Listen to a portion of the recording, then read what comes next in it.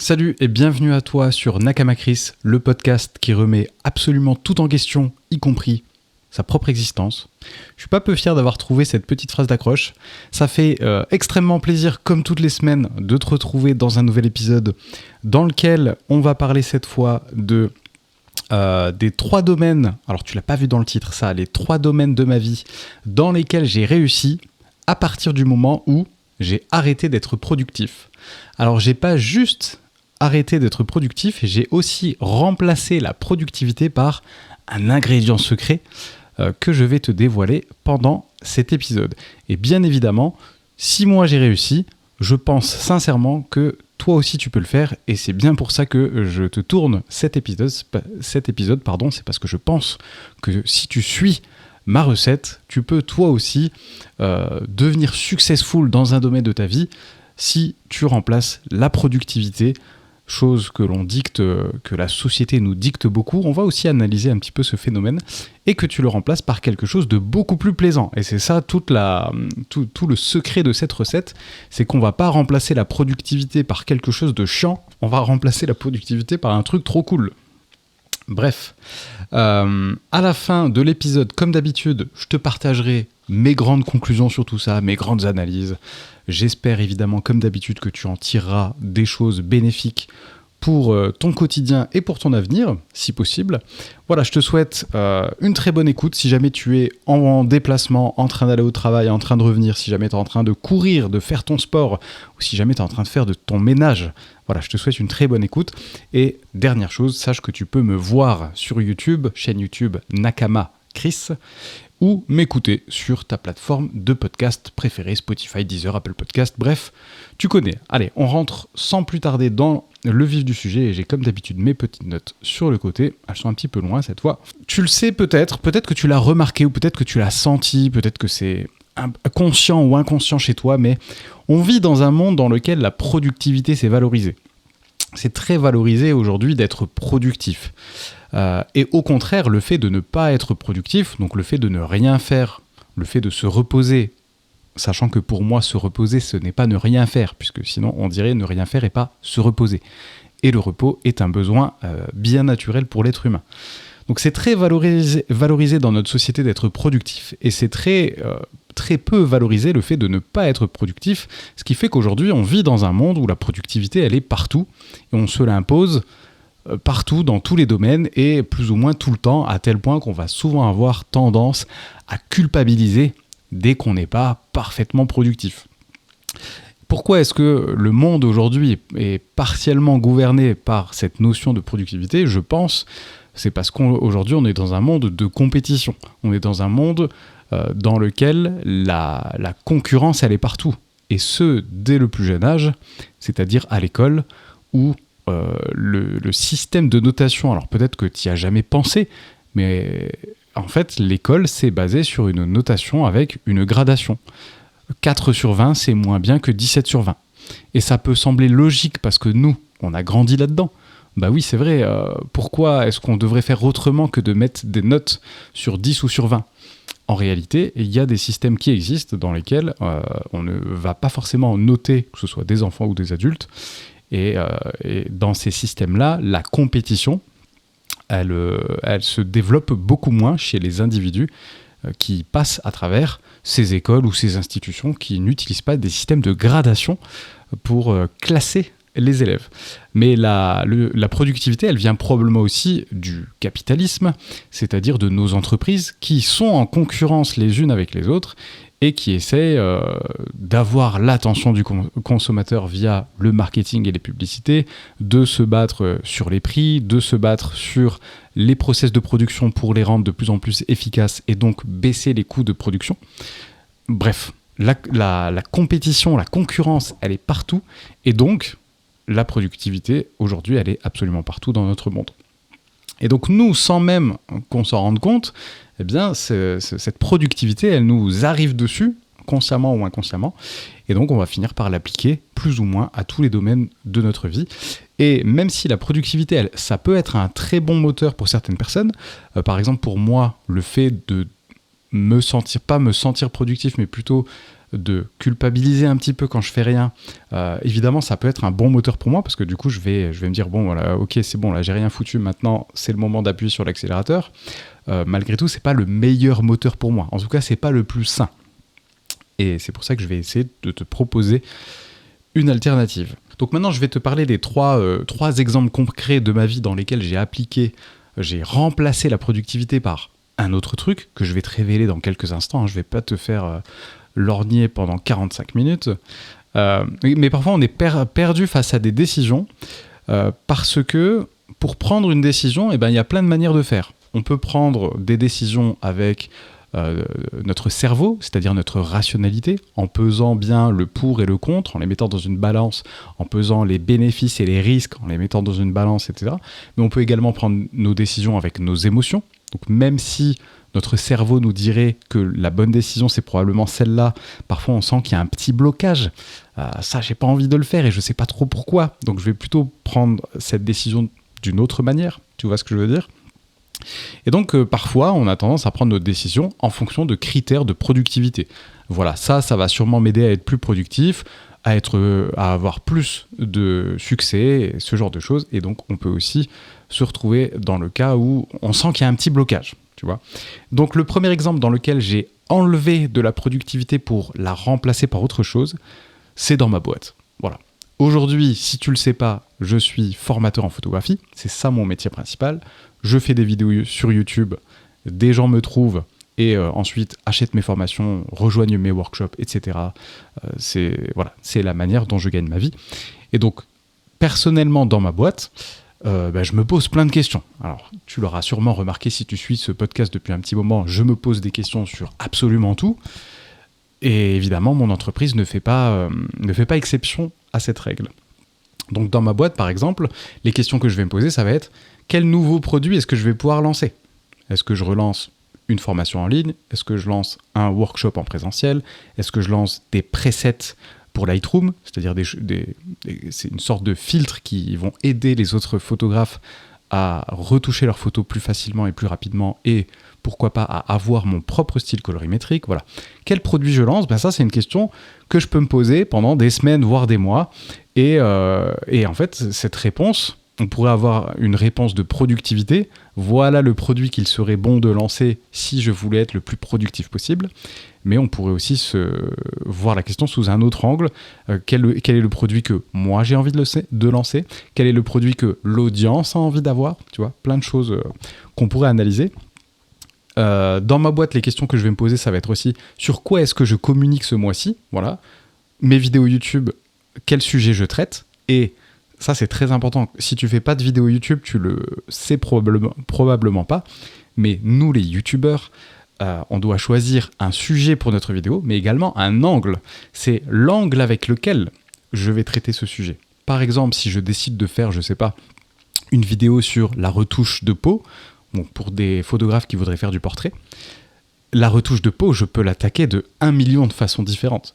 Je peux faire la retouche de peau pour des photos de beauté, la retouche de peau pour des photos cinématographiques, je peux faire la retouche de peau sur Photoshop ou sur Lightroom, enfin bref, il y a énormément d'angles. Je peux aussi prendre l'angle de il faut retoucher la peau, il faut toujours retoucher la peau comme sur les magazines, mais je peux également prendre l'angle la peau, ça, je vous explique comment la retoucher, mais moi, sachez que je ne suis pas un fan de déformer la réalité. Voilà, il y a plein d'angles qui sont possibles de prendre. Bref, voilà, je te dépeins un petit peu la situation. Et donc, même si parfois, comme j'ai quand même un esprit assez analytique, j'ai souvent une bonne idée de quelle est la meilleure décision à prendre, je pense, en termes de productivité et de rentabilité, et bien parfois, moi aussi, je sens que j'ai ce blocage et je me dis, ça, ce serait sûrement intéressant businessment parlant, mais j'ai pas envie de le faire. Et je sens que ça coince. Et donc, c'est maintenant que je vais te révéler par quoi est-ce que j'ai remplacé la productivité Est-ce qu'on peut dire ces dernières années ? Je ne pense pas. Plutôt ces derniers mois. Ça fait à peu près, je pense, 6 mois que cette notion est revenue dans ma vie de plein fouet. C'est la notion de plaisir. Prendre des décisions non pas en fonction de critères de productivité et de rentabilité, mais plutôt prendre des décisions en fonction de ce que j'ai envie de faire. Voilà. Et tu vas voir, et c'est là tout le secret, que en prenant mes nouvelles décisions en fonction de ce que j'ai envie de faire et pas en fonction de ce qui serait bon de faire pour gagner de l'argent ou pour avoir le succès, et bien finalement, l'argent et le succès sont venus quand même. Voilà, c'est de ça dont on va parler. Je veux juste faire un petit laïus sur le plaisir parce que dans notre société aujourd'hui, j'ai l'impression, tu pourras me dire ce que tu en penses si tu veux, j'ai l'impression que souvent quand on dit le plaisir, souvent ce qu'on pense, c'est les biens matériels. Par exemple, je me suis acheté une montre, on va dire, ok, j'ai payé 550 € cette montre, mais voilà, je voulais me faire plaisir. Ou je me suis fait ce petit plaisir, tu vois. Donc on associe quand même beaucoup aujourd'hui la notion de plaisir avec la notion de j'ai acheté un truc, la notion de bien matériel. Moi, dans cette vidéo ou dans ce podcast, je ne parle pas de ce plaisir-là. Je ne parle pas du plaisir d'acheter des biens de consommation. Je parle du plaisir qu'on peut avoir dans des choses gratuites et simplement en choisissant les projets qui nous font envie et voilà, et pas forcément en s'achetant des biens matériels. Voilà, c'était le petit laïus. Donc, je te dis que ça fait 6 mois que je prends de nouveau des décisions en étant guidé par mes envies et par mon plaisir personnel plus que par la rentabilité. Mais si j'essaie d'être objectif sur moi-même et que je suis également parfaitement honnête avec toi, je pense que de toute façon, je ne sais pas prendre des décisions si le résultat de ces décisions ne me fait pas plaisir. Donc, même si pendant quelques années, j'ai été peut-être un petit peu plus gouverné par la logique, plutôt que par mon envie personnelle, malgré tout, je reste quelqu'un qui est assez facilement drivé par ses propres émotions, et notamment par ses envies. Donc voilà, si je ne l'ai jamais totalement mis à côté, en tout cas, j'ai jamais pu me transformer en loup de Wall Street à faire des trucs que je déteste simplement parce qu'elles pouvaient me faire gagner de l'argent, tu vois. Donc bref, donc là, on va rentrer un petit peu plus dans le fait que pourquoi est-ce que quand on prend des décisions, pour le côté business en tout cas, par plaisir, alors quand je dis côté business, c'est que même si moi j'ai ma boîte, si toi tu es salarié, tu verras que j'ose espérer que tu peux faire pas mal de parallèles avec tout ce que je vais dire. Mais pourquoi est-ce que quand on prend du plaisir, on est finalement... on a plus tendance à trouver le succès plutôt que si on prend des décisions de productivité pure et dure. Et bien tout simplement, je pense que dans l'entrepreneuriat particulièrement, et peut-être aussi dans le salariat, mais je te laisse faire tes propres petits parallèles avec ça. Dans l'entrepreneuriat, quand tu prends du plaisir à faire quelque chose, eh bien, il y a de fortes chances que tu produises plus, donc que tu produises plus de quantité. Et nous, aujourd'hui, dans notre société, on adore dire que la qualité est plus importante que la quantité, et c'est vrai dans certains domaines, mais c'est pas vrai dans tout, et notamment en entrepreneuriat, cette notion, elle n'est pas toujours vraie. Il y a un équilibre à trouver entre la quantité et la qualité quand tu fais de l'entrepreneuriat. Je vais te donner un exemple tout simple. Quand on crée une vidéo YouTube, moi, mes vidéos YouTube, alors pas forcément cette vidéo et ce podcast, mais les vidéos YouTube que je crée sur ma chaîne photo, le temps minimum qu'il me faut pour créer une vidéo YouTube, on va dire que c'est 10 heures à peu près. Mais honnêtement, une vidéo, je pourrais passer 100 heures dessus. Pour la même vidéo, avec le même sujet traité de la même façon, je pourrais passer 10 heures, 20 heures, 50 heures ou 100 heures. Parce que je pourrais faire un tournage plus compliqué où je vais tourner plein de plans en extérieur, parce que je pourrais rajouter un montage super dynamique avec plein d'images à l'écran, plein de textes à l'écran, etc. Donc en soi, est-ce que c'est mieux si j'ai 100 heures pour créer des vidéos YouTube? Est-ce que c'est mieux de faire 10 vidéos qui me prennent 10 heures ou est-ce que c'est mieux de faire une vidéo qui me prend 100 heures? Ben ça, c'est une question qui est... Voilà, c'est assez difficile de répondre de manière parfaitement objective à cette question. En tout cas, selon l'état de mes connaissances aujourd'hui, je peux te garantir que c'est bien plus efficace pour faire tourner un business de publier 10 vidéos YouTube qui t'ont pris 10 heures de travail plutôt qu'une vidéo YouTube qui est parfaite mais pour laquelle tu as mis 100 heures. Et ça, pour absolument plein de raisons. La première raison, c'est que souvent ce qui se passe, c'est que si tu as mis 100 heures sur une vidéo YouTube et que cette vidéo YouTube n'a pas fonctionné à la hauteur de tes attentes, et je peux dire que tes attentes, elles sont ultra élevées quand tu as bossé 100 heures sur un projet, eh bien, il y a de fortes chances que ce qui se passe, c'est que tu abandonnes tout de suite.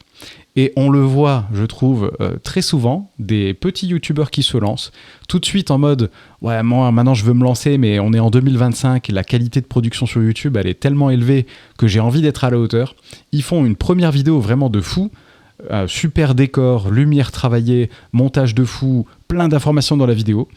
Et parfois même, la vidéo marche, et pourtant, ils abandonnent leur chaîne YouTube. Parce qu'ils se sont exténués dès la première vidéo. Donc ça, c'est la première raison. La deuxième, je pense, c'est parce que publier des vidéos sur YouTube, c'est un petit peu comme une bataille navale. Je prends un sujet, par exemple, là, dernièrement, j'ai posté une vidéo sur comment reproduire le style lumineux qu'on appelle le fine art en mariage. Et donc, moi, quand je fais ça, je joue à la bataille navale. Donc, je prends une bombe et je l'envoie en F6. Il est probable que cette bombe, elle ne touche pas de bateau. Donc, entre guillemets, que la vidéo fasse un flop. Bon, même si pour moi, faire un flop, ça reste généralement 5000 vues, ce qui est quand même tout à fait respectable, je trouve. Donc, j'envoie une bombe, je teste un sujet, et on verra si ça prend. On verra si l'audience est intéressée.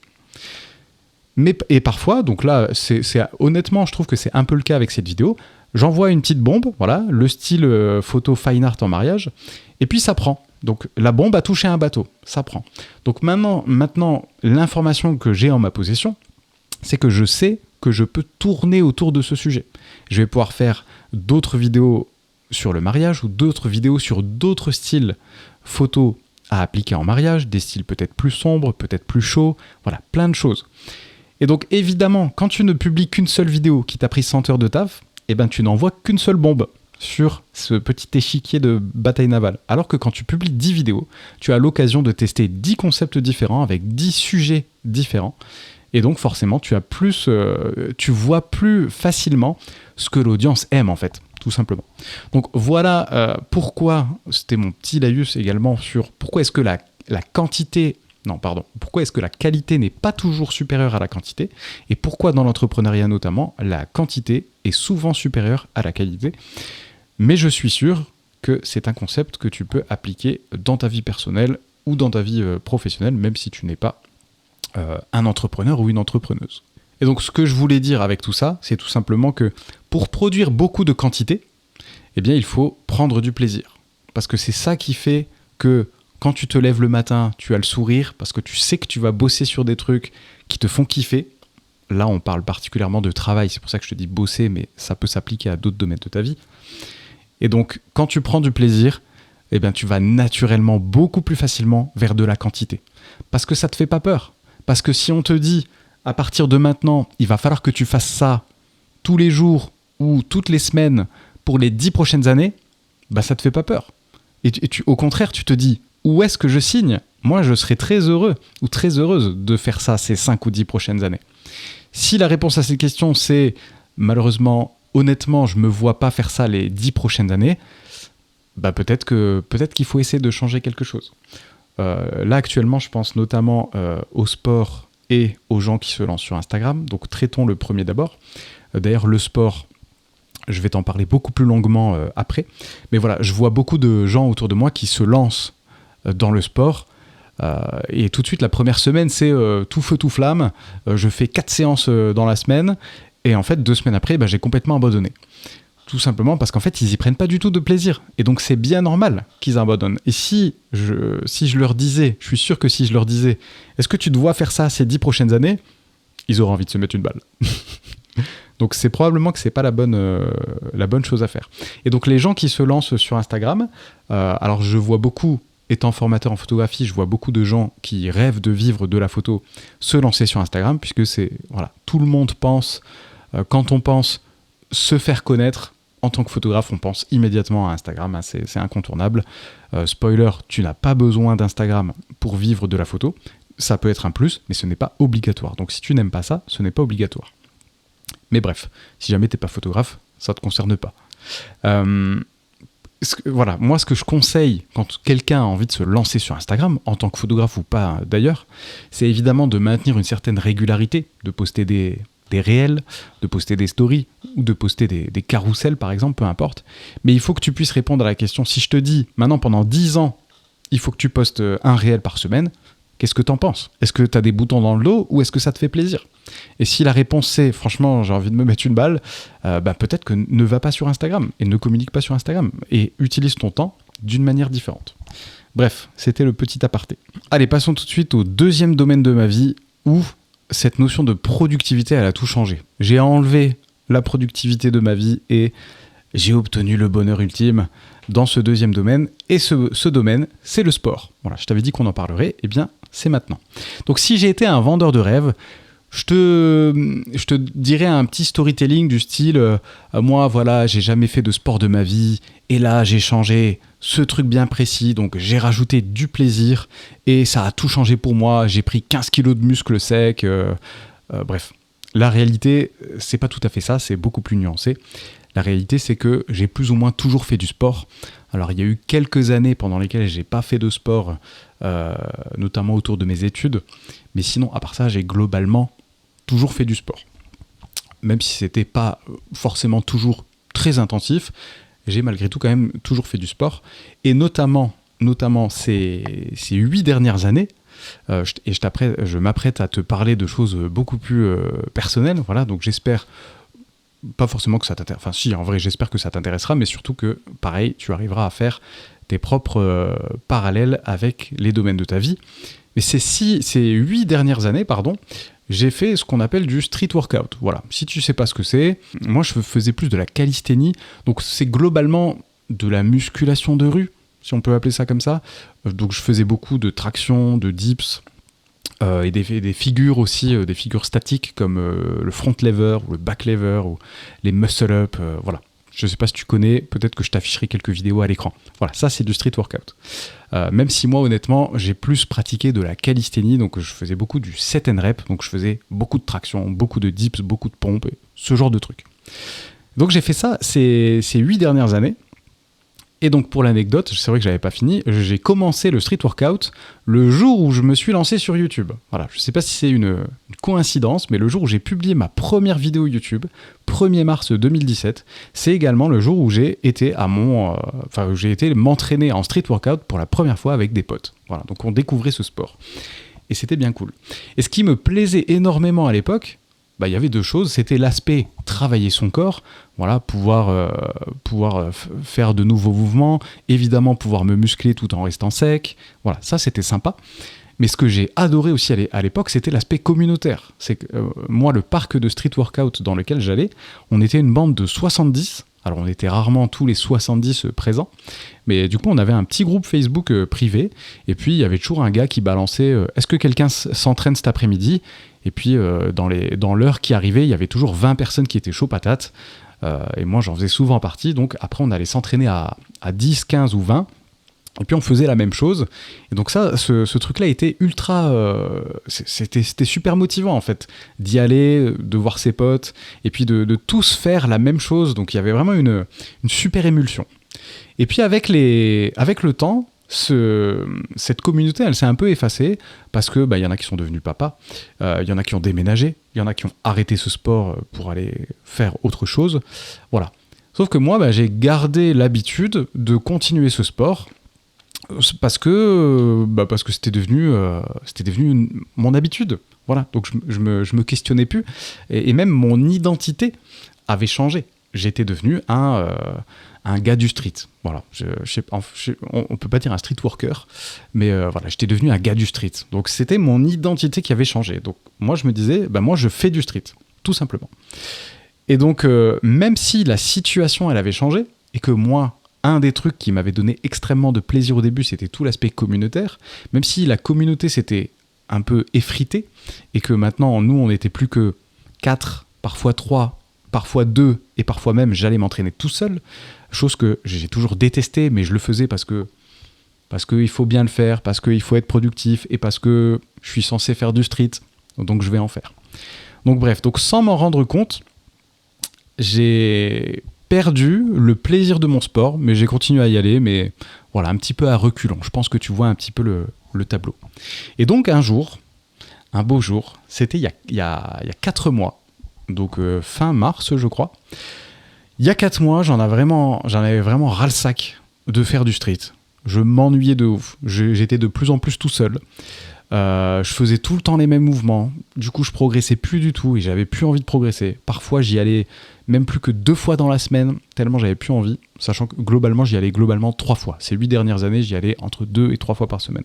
Et donc, je me suis dit, est-ce que je pourrais pas me trouver un autre sport où je peux retrouver du plaisir, voilà, et notamment un esprit de communauté. Et là, je vois que pas très loin de chez moi, il y a une box de CrossFit qui a ouvert. Donc moi, le CrossFit, jusque-là, alors je connaissais un petit peu, j'ai des potes qui en pratiquent, moi, j'en avais jamais fait. Et je me suis dit, allons tester cette box, et surtout, allons tester. Donc, ce qu'on appelle une box de CrossFit, c'est une salle de CrossFit, hein, si tu veux. On appelle ça une box. Et donc, je me suis dit, je vais aller là-bas, mais surtout, je voulais absolument prévenir personne. En fait, je voulais pas y aller avec des gens qui savaient déjà faire du CrossFit, je voulais vraiment y aller tout seul. Et le truc, c'est que quand je suis arrivé dans la salle, dans la box de CrossFit, j'ai revu plein de potes à moi qui s'étaient inscrits là-bas. Donc moi déjà, ça m'a... Alors même si ça me pose pas de problème d'aller dans un nouvel endroit tout seul, parce que j'aime toujours rencontrer de nouvelles personnes, c'est vrai que ça m'a fait du bien quand même de rencontrer tout de suite 3 têtes que je connaissais, donc c'était assez sympa. Et en fait, si tu veux, depuis ce jour-là, donc depuis fin mars, donc depuis 4 mois, je suis complètement accro au CrossFit. J'y vais, là par exemple, cette semaine, j'y ai été tous les jours, sauf mardi. Donc voilà, je suis complètement accro. Et en fait, j'ai retrouvé tout le plaisir que j'avais perdu ces dernières années. Je l'ai entièrement retrouvé dans ce sport qui est incroyable. Et donc, j'ai essayé de te lister tous les points positifs. Par exemple, dans le CrossFit, il y a énormément de mouvements qui sont disponibles, sur lesquels j'ai déjà progressé et je vais encore continuer à progresser. Notamment, il y a tout ce qui est cardio, donc course à pied ou tout ce qu'on appelle les ergos, donc du rameur, du vélo, etc. Donc tout l'aspect cardio. Ensuite, il y a tout l'aspect haltérophilie, donc avec des barres. Tu vois, tu charges des barres, tu fais du squat, du front squat ou du back squat, tu fais du snatch, tu fais plein de mouvements très techniques comme ça. D'ailleurs, ça, au départ, ça m'attirait pas trop. Et en fait, j'aime beaucoup. Et puis ensuite, tu as la partie, ce qu'on appelle gym. Donc ça, c'est ce que je sais déjà faire, puisque c'est très lié au sport que je faisais avant, le street workout. Et donc là, ça va être beaucoup de traction, beaucoup de muscle-up, ce genre de choses. Et ça, c'est des trucs que je sais déjà faire. Donc j'arrive avec quand même quelques forces dans le CrossFit, même si clairement pas partout. Et donc avant, dans mon sport, le street workout, je ne faisais que de la force, ce que j'ai appelé de la force stricte. Parce qu'en street workout, quand tu fais des mouvements, tu les fais de manière stricte, c'est-à-dire que tu ne peux passer les mouvements qu'en force. Tu n'as, entre guillemets, pas le droit, si tu veux respecter ce sport, de te pencher dans tous les sens, d'essayer de trouver des petites tricheries. Tu vois. Alors qu'en CrossFit, c'est tout l'inverse. Le but, c'est de valider le mouvement, peu importe si tu t'aides des jambes, par exemple, ça c'est pas grave. Donc moi avant je ne faisais que de la force stricte et principalement en haut du corps, alors que maintenant je fais de la force intégrale, et que ce soit en haut du corps ou en bas du corps. Donc ça va être vachement cool pour moi pour être beaucoup plus complet. Aussi maintenant j'ai énormément de cardio, donc je vais faire beaucoup de rameurs et je vais faire pas mal de courses à pied aussi, ou des burpees, ou des sauts sur des boîtes, sauts sur des box, jump over the box, ce genre de choses. Donc il y a vraiment beaucoup de cardio. Également beaucoup de mobilité. Ça, je sais que, pareil, dans mon ancien sport, j'avais pas forcément beaucoup de mobilité. Maintenant, on est souvent au sol, on se met souvent en squat, avec les bras au-dessus de la tête. C'est des positions qui sont très difficiles à tenir au début. Il y a peu de gens qui arrivent en CrossFit tout de suite avec une bonne mobilité comme ça. Bref, c'est un sport qui est incroyable pour se sentir bien physiquement, parce que forcément, je vois bien que je suis en train de prendre du muscle tout en restant super sec, parce que c'est super... tu dépenses tellement d'énergie pendant un cours de CrossFit que voilà. Et pour bien vieillir, tout ce que je viens de te dire là, garder ou faire grandir sa masse musculaire, gagner en mobilité et avoir un super cardio, en fait, c'est des choses, et autant dans le haut du corps que dans le bas du corps, en fait, c'est génial pour mon avenir. Et ça, je suis trop content d'avoir trouvé un sport qui est complet comme ça. Donc ça, c'est pour le bien-être physique, mais également le bien-être mental. Quand tu finis ce qu'on appelle un WOD de CrossFit, donc quand tu finis ton cours de CrossFit, si tu veux, tu es blindé d'hormones super apaisantes comme l'endorphine ou plein de trucs qui finissent en fine. Donc ça te procure un bien-être mental et psychologique incroyable. Le soir, tu dors comme un petit bébé. Bref, voilà. Alors, ce podcast n'est pas du tout sponsorisé par la licence CrossFit, mais je pense que tu as bien compris que j'étais un petit peu accro au sport. Et bien évidemment, j'ai retrouvé ce que j'avais perdu au street workout. J'ai retrouvé la communauté. Quand tu rentres dans la salle de CrossFit, tu dis bonjour à tout le monde, alors que moi, à la fin du street workout, quand j'y allais tout seul et que j'allais parfois m'entraîner en salle de muscu, tu dis bonjour à personne, sauf aux gens que tu connais. Donc là, tu arrives au CrossFit, tu dis bonjour à tout le monde, donc il y a un vrai esprit communautaire que j'adore. Il y a le côté, on fait les mêmes exercices ensemble, donc c'est vraiment le côté... voilà, on va souffrir ensemble sur la même chose, et ça, je trouve que ça resserre vraiment les liens, et ça pète complètement les masques sociaux, et ça, c'est un truc que j'adore. Quand on est tous dans cette souffrance collective, il n'y a plus de masques sociaux, il n'y a plus de sacs à main Chanel qui tiennent, tu vois. Donc ça, c'est vrai que c'est assez cool. Et puis, on se fait des petites sorties ensemble, des barbecues, des petites compétitions en interne, on va se faire un beach volley ensemble, bref, tout l'esprit communautaire que j'ai adoré, eh ben, je l'ai retrouvé ici, et bref, voilà. Donc, tout ça pour te dire que je me suis posé la question, je me suis dit, qu'est-ce qui me manque ? Qu'est-ce qui me ferait plaisir à faire ? Et je me suis dit, moi, en fait, ce qui me fait plaisir, c'est de faire du sport avec d'autres personnes. Et donc, j'ai été tester ce sport et je suis plus que ravi. Je pense que ça se ressent. Et bien évidemment, si on m'avait dit il y a 6 mois qu'un jour je ferais du sport en moyenne 4, 5 ou 6 fois dans la semaine, clairement, je l'aurais pas cru. Parce que pour moi, le sport, c'était beaucoup, en dehors de l'aspect communautaire, c'était quand même de la souffrance. Je le fais parce que je veux me maintenir en bonne santé, mais c'est clairement pas le plaisir ultime. Alors que maintenant, quand arrive l'heure où je dois aller au sport, en fait, je commence à frétiller d'impatience. Donc voilà, bon, après, évidemment, je suis encore de ma phase lune de miel parce que ça fait que 4 mois que j'ai commencé. Mais en vrai, ça fait déjà 4 mois et franchement, je me vois bien pratiquer ce sport encore pendant les 5 ou 10 prochaines années sans aucun problème. Sans aucun problème. Bref, donc je te souhaite de trouver ou retrouver la même chose, le même plaisir, que ce soit dans le sport, si jamais tu as arrêté le sport ou si jamais tu as envie de commencer, peut-être dans ton travail, peut-être que à certaines époques de ta vie, peut-être que tu as eu un job qui te donnait peut-être plus de plaisir, peut-être que, voilà, je te laisse te poser la question, qu'est-ce que tu pourrais faire dans ton travail pour remettre de l'envie ou remettre du plaisir dedans. Je sais que j'ai déjà vu des potes à moi évoluer dans leur entreprise, et le fait qu'ils aient évolué, ils se sont déconnectés du travail qu'ils avaient à la base et qui leur plaisait tant. Donc aujourd'hui, ils se sont enfermés dans une situation où ils ont plus de responsabilités et plus d'argent, mais ils ont beaucoup moins de plaisir. Et parfois, je sens bien qu'ils seraient prêts à retourner en arrière, en quelque sorte. Tu vois. Donc pose-toi la question, ou éventuellement dans ta passion. Pour pas qu'il t'arrive la même chose que moi, peut-être que tu fais, je sais pas, peut-être que tu vas à la salle, parce qu'il faut aller à la salle, peut-être que tu joues de la guitare ou du piano, je sais pas, et peut-être que cette notion de plaisir, elle a pour toi aussi disparu depuis quelques semaines, quelques mois ou quelques années. C'est peut-être le moment de te poser la question, comment je fais pour remettre du plaisir dans ma pratique de la musique, dans ma pratique du sport, dans mon travail. Peu importe, peut-être que quand tu t'es lancé dans la musique, ce qui te donnait envie, c'était de jouer dans un groupe. Et peut-être qu'en fait, ton groupe, il s'est dissous il y a un certain temps. Peut-être que c'est le moment, en fait, de pas plus jouer dans ton coin et de te trouver un nouveau groupe, par exemple. Voilà. Je te laisse tirer tes propres conclusions. Et donc, le troisième domaine de ma vie dans lequel j'ai remis du plaisir et qui m'a permis, donc où j'ai enlevé de la productivité et j'ai remis du plaisir et qui m'a permis de retrouver le succès, si je peux dire ça comme ça, en ces termes bien marketeux, c'est que c'est dans mon art, ce que j'appelle mon art. Donc pendant longtemps, j'ai vu mon art comme mes photos, puisque je suis photographe. Mais aujourd'hui, je vois plus mon art comme mes vidéos. Et en fait, si on y pense, c'est normal, puisque sur YouTube, je publie essentiellement des vidéos sur ma chaîne photo. Et en fait, mes petites vidéos, tu vois, moi, c'est mes petites œuvres à moi. Je dis pas que c'est des chefs-d'œuvre, je dis que ce sont mes œuvres, donc ce sont mes créations.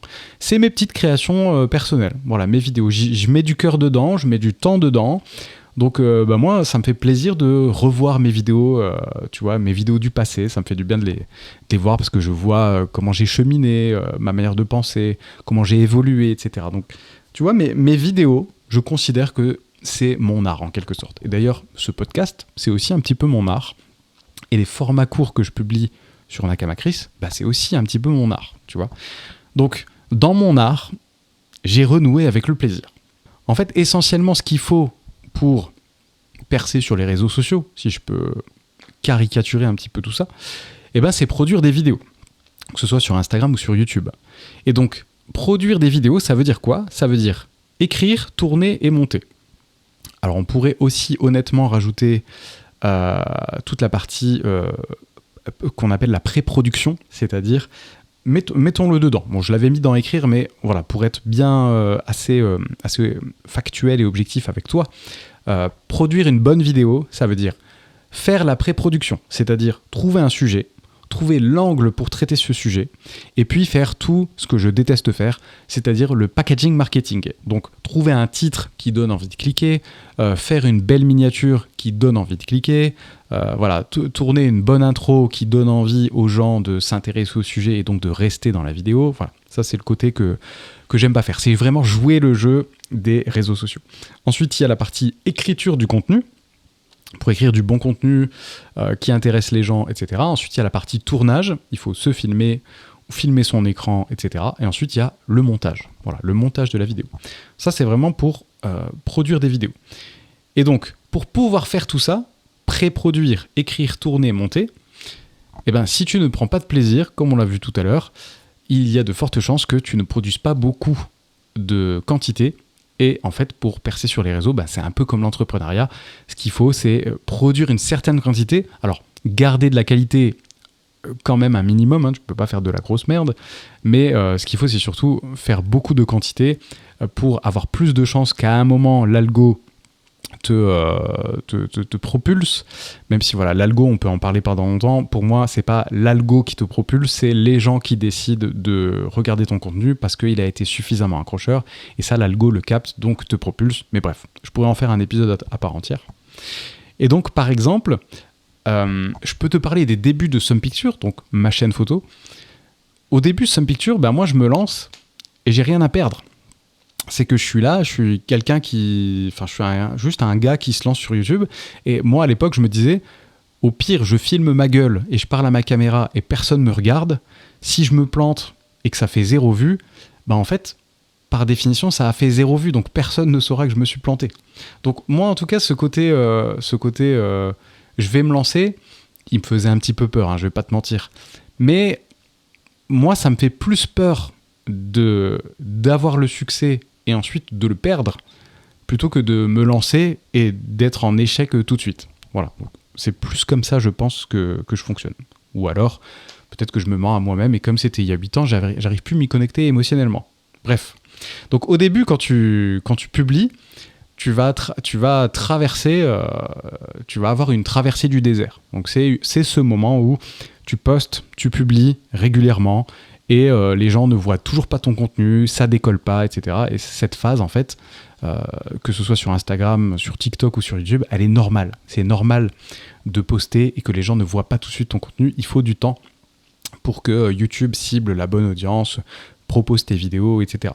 Et donc pour moi, après quelques mois, le succès commence à arriver. Voilà, je commence à avoir mes premiers abonnés, premiers 1000 abonnés, etc. Donc ça commence à marcher, donc très bien. Et puis au bout d'un moment, je crois à peu près au bout de 3 ans quand même, au bout de 3 ans, comme à peu près tous les youtubeurs, on a envie de se professionnaliser. Donc on a envie que la qualité d'image soit meilleure, que la qualité du son soit meilleure, que le décor soit un petit peu plus beau. On commence à parler à une audience qui est quand même plus large. Donc on s'interdit de plus en plus à être nous-mêmes. Tu vois, on se lisse un petit peu plus. On a envie vraiment que les informations qu'on donne, alors ça c'est le cas pour moi, les informations que je donne, je veux qu'elles soient sourcées et vérifiées. Je veux pas raconter de la merde. Il est hors de question de balancer des idées reçues parce que je les ai trouvées à droite à gauche et que ça fait joli. Non, si je donne des infos, elles sont sourcées et vérifiées. Il est hors de question que je donne des informations fausses. Donc voilà, on commence à être un peu plus professionnel. Et donc on commence peut-être à ressembler un petit peu plus à Wikipédia. On pourrait dire aujourd'hui, on commence à ressembler un peu plus à ChatGPT, même si ChatGPT n'existait pas pour moi à l'époque. Bref, en fait, pour moi, ça, c'est là que la plupart des gens se plantent. C'est qu'en voulant se professionnaliser, ils oublient, et ça a été le cas pour moi, ils oublient ce qui a fait la force de leur travail au début, ce qui a fait la force de leur vidéo. Si les gens se sont connectés émotionnellement à toi au début, c'est peut-être parce que ton message il était simple, ou peut-être parce que tu étais vrai, peut-être parce que tu étais authentique. Sauf que quand tu deviens le Wikipédia de la photo, en fait les gens ne connectent plus émotionnellement à toi. Et moi j'ai l'impression que ça c'est une phase que j'ai rencontrée. Et donc pour moi c'est important aujourd'hui, que ce soit sur ma chaîne photo, dans n'importe quel contenu, ou ici sur Nakama Chris, pour moi c'est très important aujourd'hui de garder mon identité. Très important aujourd'hui. Évidemment je peux accepter l'identité des autres sans aucun problème, mais moi j'ai une identité et je ne veux plus la lisser. Donc pourquoi est-ce que ça m'est arrivé ? Tout simplement parce que j'ai voulu... En fait, au bout d'un moment, à partir de 2020, j'avais un truc à vendre. Parce que je me disais, cette chaîne YouTube, elle tourne depuis plus de 3 ans. Je gagne pas vraiment ma vie avec. Et j'aimerais bien. Je me disais, j'aimerais bien gagner ma vie avec ma chaîne YouTube. Et pour ça, il me fallait un produit à vendre. Et donc, quand j'ai eu ce produit à vendre, en fait, quelque part, la chaîne YouTube, c'était plus mon espace d'expression, l'espace où je publiais les vidéos que j'avais envie de publier. Ma chaîne YouTube, c'était devenu l'espace qui permet à des gens de me découvrir et peut-être d'acheter mes formations. Et ça change tout. Ça change tout parce que dans le premier cas, je créais les vidéos que j'avais envie de créer sans me préoccuper de ce que l'audience veut voir. J'exagère, je caricature un petit peu le propos, bien sûr. Mais dans le deuxième cas, je crée des vidéos parce que derrière, il faut que je vende mon produit si je veux que ma boîte, elle tourne. Et donc ça change beaucoup de choses. Et donc quand tu fais une chaîne YouTube pour vendre un produit, quelque part, c'est difficile de garder son identité. Ou peut-être que j'ai fait l'erreur de ne pas suffisamment la garder. Et ça rejoint une thématique qu'on a déjà abordée dans ce podcast, c'est ce qu'on appelle le personal branding. Le marketing aujourd'hui te dirait que c'est très bien d'avoir une vraie identité forte, un vrai personal branding pour que les gens s'attachent à toi et que ceux qui te détestent, de toute façon, ils vont rien t'acheter, donc laisse-les partir. Sauf qu'en fait, nous, en tant qu'être humain, ce qu'on a souvent tendance à faire, c'est à se lisser. On se lisse parce qu'on se dit, moi, si je veux vendre mon produit au plus grand nombre, surtout que j'en suis fier de mon produit, si je veux vendre mon produit au plus grand nombre, il faut que je sois aimable, dans le sens de être aimé par le plus grand nombre.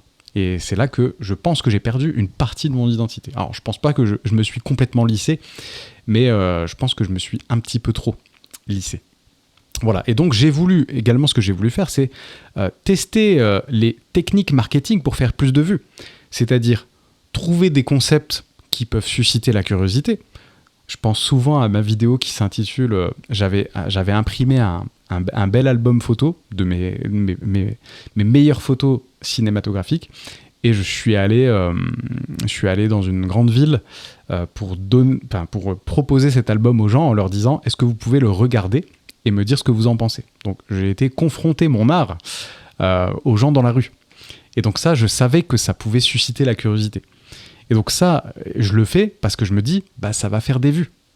Mais en soi, est-ce que si derrière il n'y avait pas un potentiel financier, est-ce que j'aurais fait ce sujet ? Bon, en me posant la question, je pense que oui, parce que c'est un sujet qui est assez marrant à faire, mais qui est quand même assez challengeant. Il faut quand même aller à la rencontre d'inconnus pour leur exposer ce que j'ai sorti de mon âme pendant un certain nombre d'années, tu vois.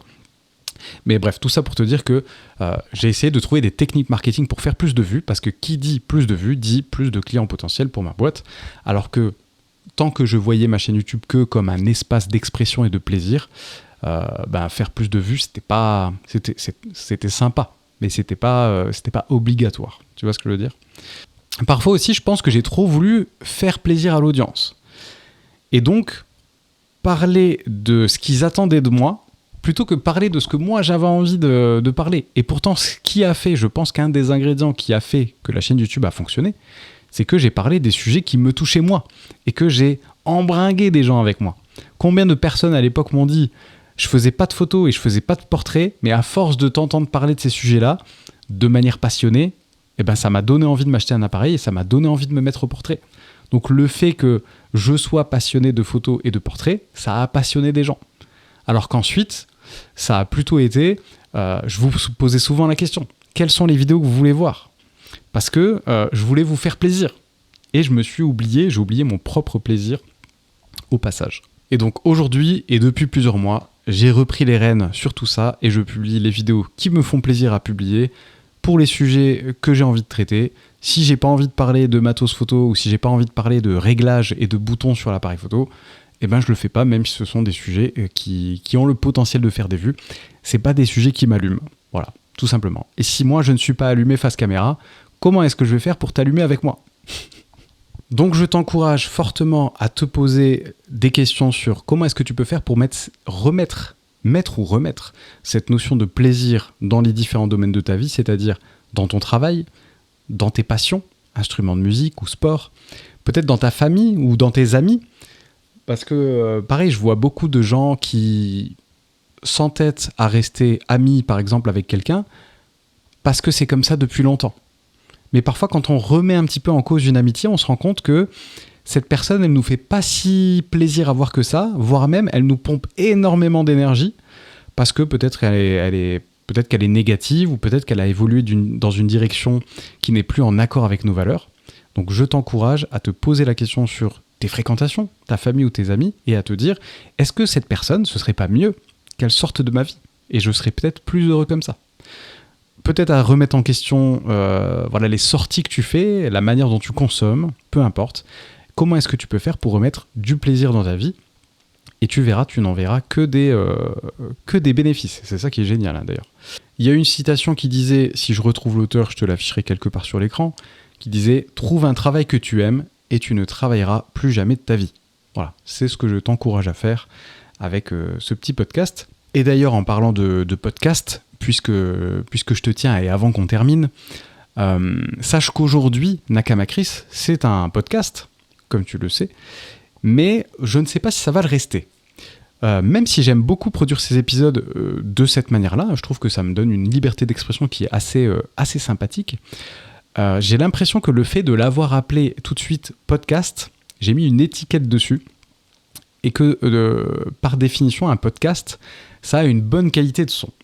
Alors, ça ne veut pas dire qu'à l'avenir, j'ai envie de détériorer la qualité du son, hein, pas du tout, mais c'est juste que tu vois, j'aimerais bien de temps en temps, plutôt que de te faire des podcasts, peut-être que de temps en temps, j'ai envie de te parler de sujets qui sont alors toujours aussi profonds, si je puis dire, mais peut-être que parfois j'ai envie de te faire des épisodes de 15 minutes.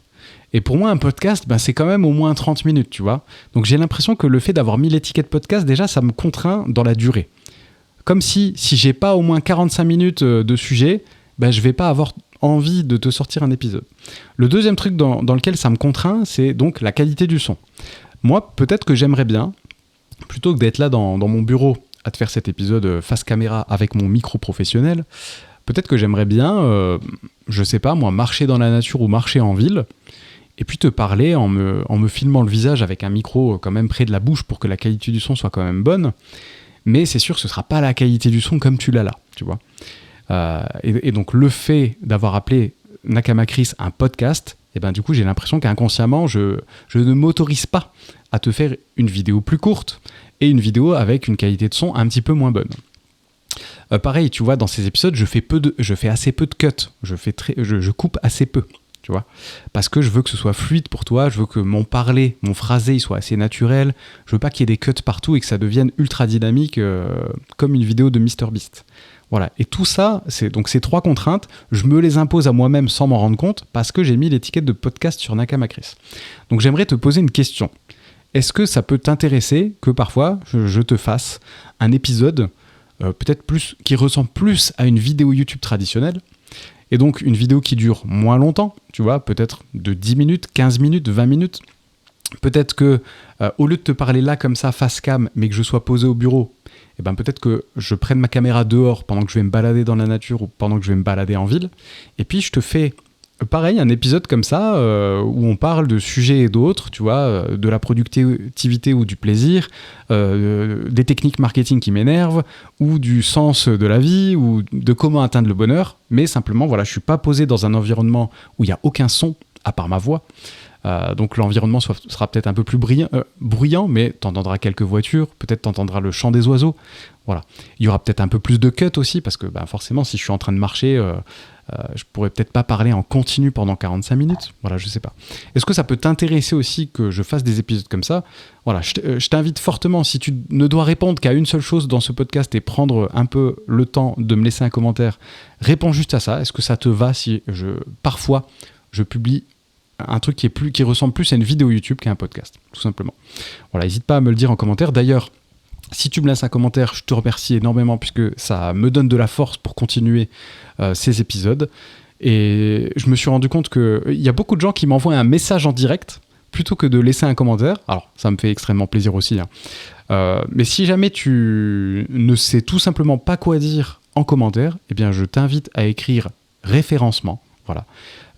C'est un truc qui se fait beaucoup, puisque quand tu écris référencement, en gros, moi, ça m'aide au référencement de la vidéo, donc ça va m'aider à faire découvrir la vidéo à d'autres personnes, cet épisode de podcast en tout cas. Donc si jamais tu as envie de me soutenir et de me donner de la force, mais juste que tu sais pas quoi écrire, eh bien écris tout simplement référencement, et ça me fera extrêmement plaisir et ça me donnera de la force pour les prochains épisodes. Si jamais il te reste du temps en voiture ou pendant ton sport ou ton ménage, je t'invite à écouter cet épisode. Pourquoi est-ce que le bonheur nous échappe sans cesse ? C'est l'épisode de la semaine dernière. Et en attendant, moi je te dis, prends soin de toi, c'était Chris, et je te fais des bisous.